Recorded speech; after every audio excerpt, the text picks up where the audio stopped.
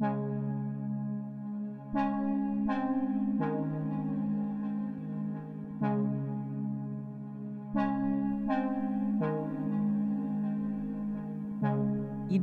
What if series. మీరు చూస్తున్నారు రేపు సూర్యుడు పేలితే ఏం జరుగుతుంది.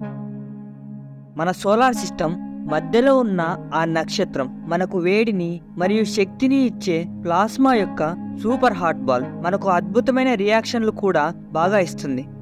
అదొక టిక్కింగ్ టైం బాంబ్. సూర్యుడికి సుమారు 10 బిలియన్ సంవత్సరాల వయస్సు ఉంటుంది. అయితే ఇది మరో 5 బిలియన్ సంవత్సరాల పాటు మాత్రమే కొనసాగుతుందని అంచనా వేయబడింది. ఆ తర్వాత సూర్యుడు విస్తరించి ఒక ఎర్రటి అగ్నిగోళం లాగా మారుతాడు. తరువాత ఆ నక్షత్రం కుంచుకుపోతుంది, చనిపోతుంది. మరియు తరువాతి కొన్ని బిలియన్ సంవత్సరాలలో నక్షత్రం చల్లబడిపోతుంది. అవన్నీ జరగడానికి చాలా కాలం ముందే మనం చనిపోతాం. కానీ మీరు ఊహించుకోగలరా సూర్యుడు పేలడం మీ కళ్ళారా చూస్తే ఎలా ఉంటుంది అని? అయితే మనం ఇంతకు ముందు వీడియోలో సూపర్నోవా లాగా సూర్యుడు కూడా ఒక గొప్ప ఫైర్ వర్క్స్ షోలో లాగా పేల్తాడు అనుకున్నాం. కానీ రియాలిటీలో మీరు చీకటిని తప్ప దేన్ని చూడలేరు. వాస్తవానికి సూర్యుడు మన భూమికి 150 మిలియన్ కిలోమీటర్స్ దూరంలో ఉన్నాడు. మరియు సూర్యుడి నుండి కాంతి మనల్ని చేరుకోవడానికి 8 నిమిషాలు పడుతుంది. మరియు సూపర్నోవా పరంగా అది చాలా దూరంగా ఉన్నట్లు అనిపించవచ్చు. ఒక సూపర్నోవా నుండి భూమి పూర్తిగా సురక్షితంగా ఉండాలంటే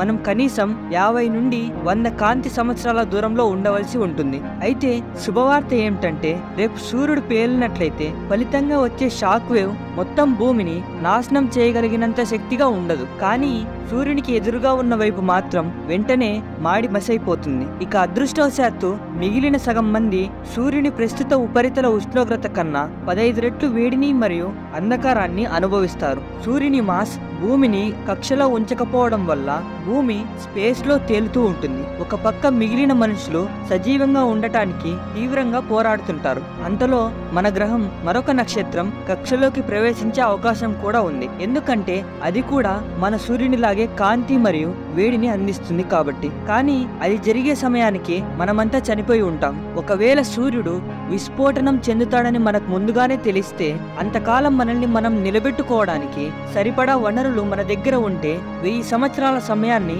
మనం బ్రతికేలాగా చేయవచ్చు. మరియు మనం నడిచే నేల నుండి కొన్ని మీటర్ల దిగువనే భూమి దాదాపు 17 డిగ్రీస్ ఉష్ణోగ్రతను మెయింటైన్ చేస్తుంది. కాబట్టి నాగరికతను సిద్ధం చేయడానికి తగినంత సమయం ఉంటే ప్రజలందరూ అండర్ గ్రౌండ్ లో ఒక బలవర్తకమైన బంకర్ల యొక్క భారీ నెట్వర్క్ లో జీవించవచ్చు. ఇక సూర్యుడు పేలిన వారంలోపే భూమిపైన ఉపరితల ఉష్ణోగ్రత -18 డిగ్రీలకు పడిపోతుంది. తర్వాత 1 సంవత్సరంలో ఉష్ణోగ్రతలు -73 డిగ్రీస్ కు పడిపోతాయి. ఈ దెబ్బకి మహాసముద్రాలు పై నుండి కింద వరకు మొత్తం గడ్డకట్టడం ప్రారంభిస్తాయి. ఇక మరో 1000 సంవత్సరాలలో భూమి యొక్క వాతావరణం గడ్డకట్టి కాస్మిక్ రేడియేషన్ మరియు ఉల్కల ప్రభావాలకు గురై ఉపరితలంతో సహా నాశనం అయిపోతుంది. అదృష్టం ఉంటే ఆ పాటికి మనం ఒక కొత్త ఇంటిని కనుగొనవచ్చు. అయితే ఇక్కడ ఇంకో శుభవార్త ఏంటంటే సూర్యుడు పేలిపోవాలని ఉంటే చివరికి అది ఖచ్చితంగా జరిగి తీరుతుంది. అయితే ఒక్క రాత్రిలో జరిగిపోదు. ఇది బిలియన్ సంవత్సరాల కొద్దీ జరిగే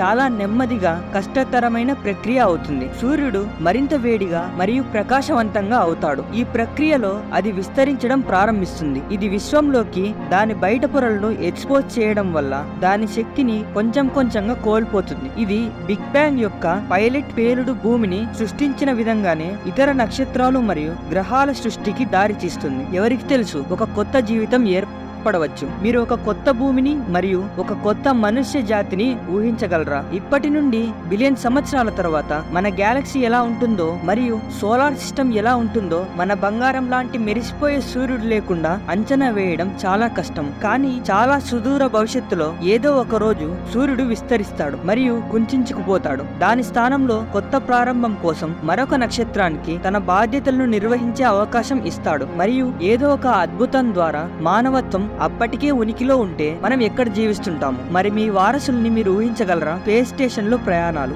అవి మరొక వాటి వీడియోకి సంబంధించిన కథనం. అంతవరకు సెలవు.